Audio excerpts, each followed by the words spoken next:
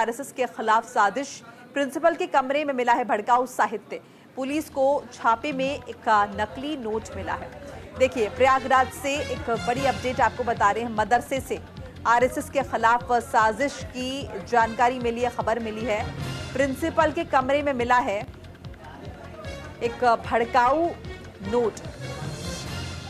Police को छापे में एक नकली नोट भी बरामद हुआ है।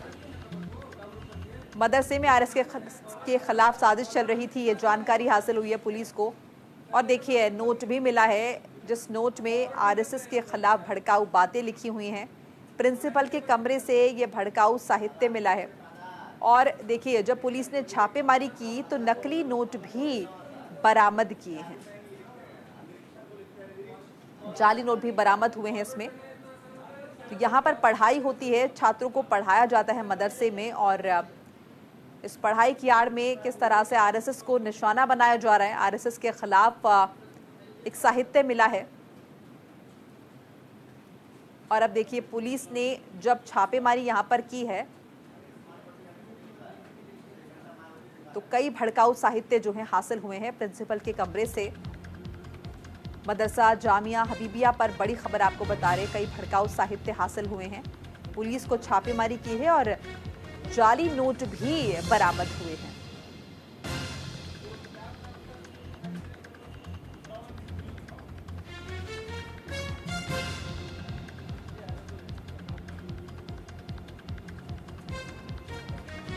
तो देखिए, मदरसे से साजिश हो रही है, ये जानकारी मिल रही है।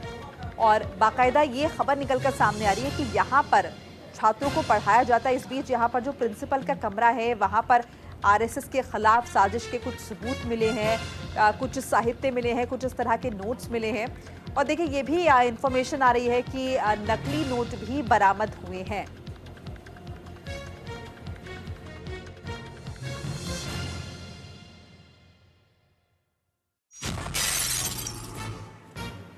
तो पढ़ाई की आड़ में किस तरह से ये गोरखधंधा चल रहा है, इस पर बड़ी खबर आपको बता रहे हैं। छात्रों को पढ़ाई के नाम पर भड़काया जा रहा है, उन्हें प्रोवोक किया जा रहा है। आरएसएस मुल्क से किस तरह से आरएसएस को लेकर तमाम तरह के एग्जाम्पल दिए जा रहे हैं, गलत नैरेटिव सेट किया जा रहा है और छात्रों को भड़काने का काम किया जा रहा है। क्योंकि देखिए, इसके कुछ सबूत हासिल हुए हैं और यहाँ पर बाकायदा जो जानकारी मिल रही है उसके मुताबिक प्रिंसिपल के कमरे से कुछ नोट मिले हैं, कुछ इस तरह का मटेरियल मिला है जो इस तरफ इशारा कर रहा है कि यहाँ पर छात्रों को बरगलाया जाता है।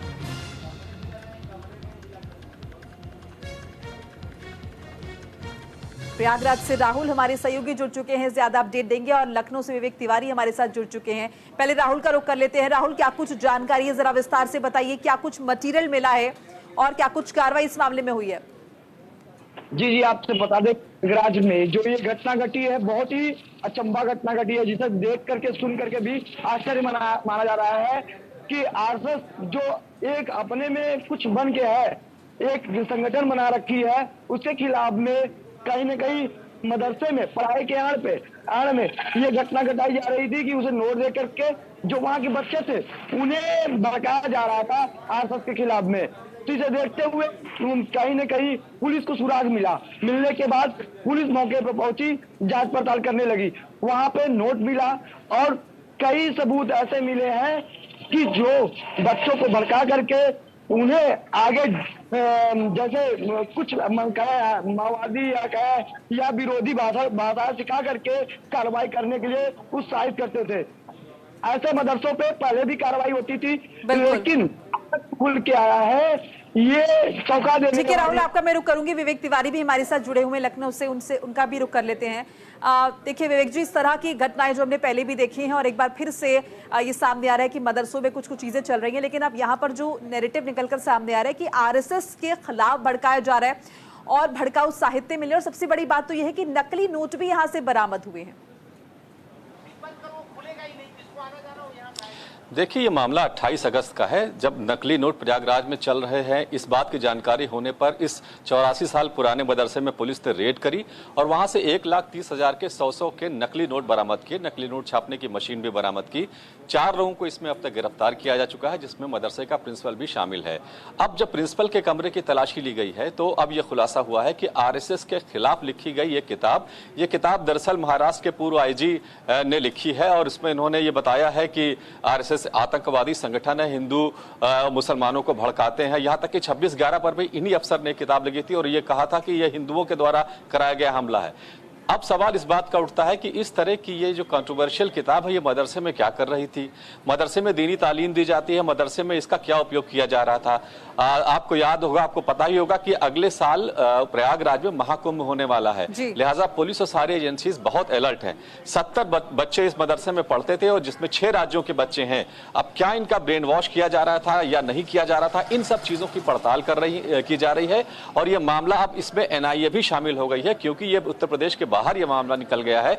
इसलिए चाहे वो पश्चिम बंगाल हो, उड़ीसा हो, मध्य प्रदेश हो, बिहार हो, उत्तर प्रदेश हो, इन सारे राज्यों के बच्चे यहाँ पर पढ़ते थे और अब उस नेटवर्क को भी खंगाला जा रहा है। जैसे मैंने बताया कि चूंकि आरएसएस का ये मसला सामने आ गया, अब ये केवल नकली नोट छापने का मामला नहीं है, इसमें ब्रेन वॉश करके लड़कों को भड़काने का भी मामला है।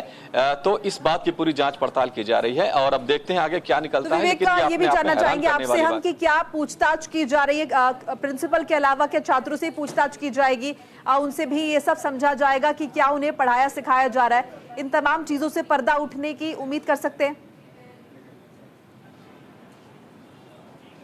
बिल्कुल कर सकते हैं और इसका नेटवर्क भी, इसमें कई और लोगों की तलाश की जा रही है। ये इसमें करीब 5 से 7 लोग ऐसे हैं जिनकी तलाश की जा रही है और ये अंदेशा है कि ये भाग करके पाकिस्तान चले गए हैं।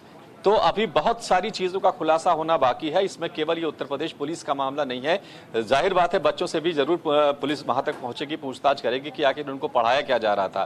प्रिंसिपल जो जेल में बंद है उससे भी पूछताछ की जाएगी रिमांड पर लेकर के। ये सारी चीजें होंगी क्योंकि अब ये मामला काफी संगीन हो गया है और ये ब्रेन वॉश करके आतंकवादी बनाने जैसी घटना से जुड़ रहा है कुल मिलाकर के। तो अब ये इसमें तफ्तीश बड़े लेवल पर होगी। इसमें केवल पुलिस की नहीं बल्कि एटीएस और एनआईए भी लग गई है और अब ये आगे अब केंद्र सरकार के पास से पूरा मामला चला गया है। बिल्कुल, और हम चलिए आपसे अपडेट आगे भी लेंगे। फिलहाल के लिए बहुत बहुत शुक्रिया आपका। तो देखिए